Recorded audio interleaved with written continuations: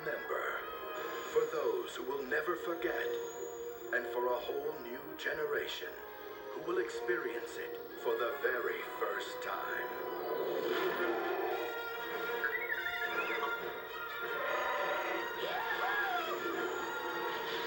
The Star Wars Trilogy.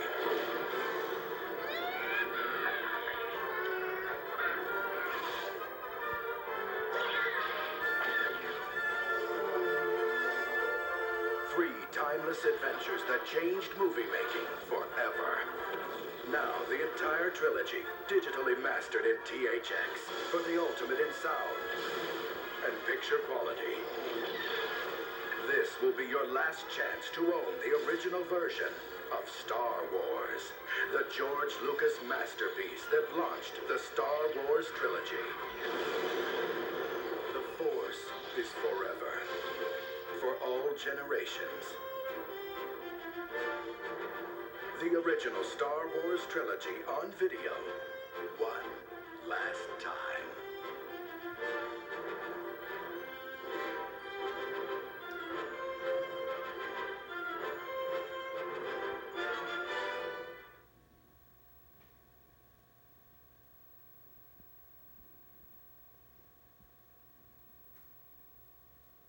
Hello, I'm Leonard Maltin.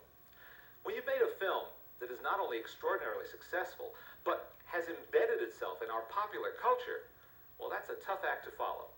But George Lucas managed to pull it off.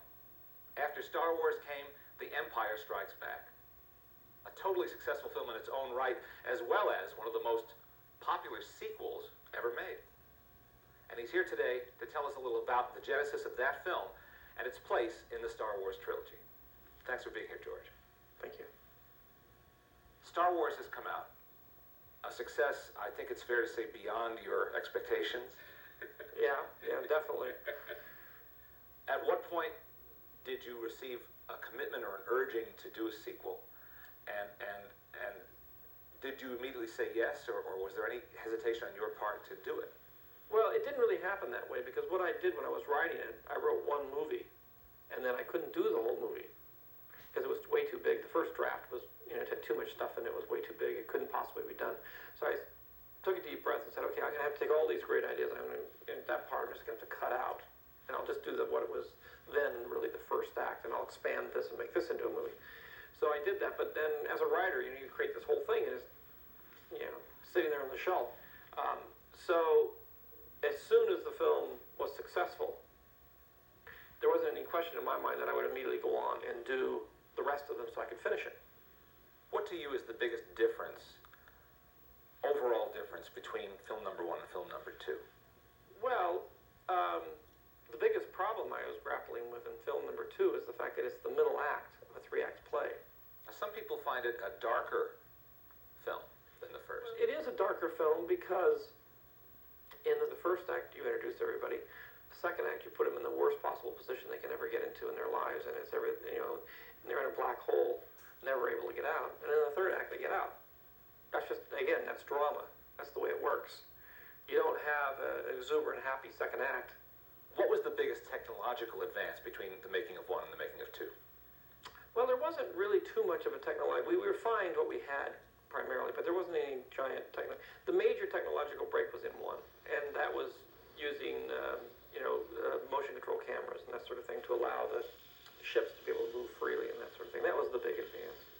Everything after that was we were able to do more stop motion. I was able to do a lot more things.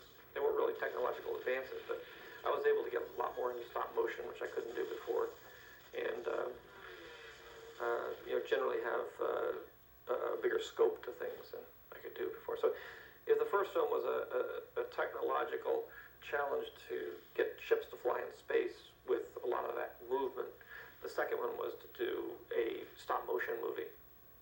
How did you choose or get together with Frank Oz to be Yoda? When I created Yoda, I said I want him to be really, really small, but not 6 feet. I want him to be about 18 inches, 2 feet high. And to do that, I said, well, what am I going to do, and how am I going to get a character, and what am I going to do? Whenever I'm creating one of these films, I have my imagination, and if I were a novelist, I could just write it, and I wouldn't have to think about it. But I write it, and then I say, well, how am I going to do this? How am I going to pull this off? And I decided to do it as a puppet. I thought that was the best. And so I'd known Jim Henson, and I went to Jim and said, do you want to do this? Because I really asked Jim to do it first. And he said, well, I'm busy. I'm doing this, I'm doing that, and I'm making a movie and all, and I really can't. But how about, Frank? Frank's the other half of me and everything. And I said, well, that would be fantastic. It's an extraordinary creation. I think it was exciting for everybody because it was the idea of taking, and Jim was very interested in doing realistic characters that weren't really Muppets. And so we all really worked together on it. Tell me about how you first met and worked with John Williams. I had known Steven Spielberg for a long time up to this point. And, we were talking about the film real early on when I was writing the script. And I said, I want a classical score. I want the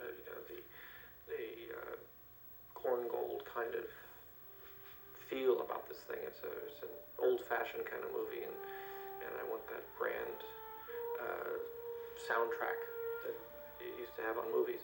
And he said, the guy you got to talk to is John Williams. He did Jaws. I love him. He's the greatest composer ever lived. You got to talk to him. And so I did. And it was really Steven that introduced us and recommended him. And, I talked to him and said, okay. And he said he was interested. So he did it, and he's a dream to work with. He's the most wonderful collaborator. Didn't you at first want him to use existing classical music? Is that true? No. I had written it to certain pieces of music. I write to music. So when I'm writing a scene, I have the music there, and I'm writing it to the music.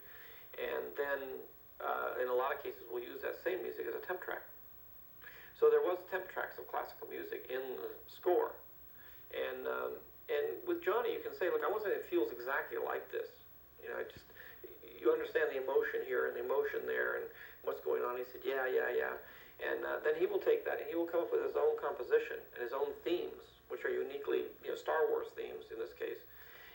But he'll give it that same emotional thrust that was in the classical piece. He knows exactly what I'm talking about, and he's really conscientious in trying to get the director's vision on the screen. What kind of feedback did you get to that incredible climactic scene in Empire when we all learn who Darth Vader really is? I was nervous about it, but in the end, I didn't get much of a reaction out of it. I mean, people, were curious about whether it was true or not, and I purposely left it so that it would be ambiguous, so that you wouldn't really know, and people would sort of debate it for the next 2 more years or more to. I wanted people to sort of debate whether it's true or not true, or like sort of thing. Well, George, as you know, people are just nuts for these movies, and to learn so much about them and what went into them and what inspired you is a real treat.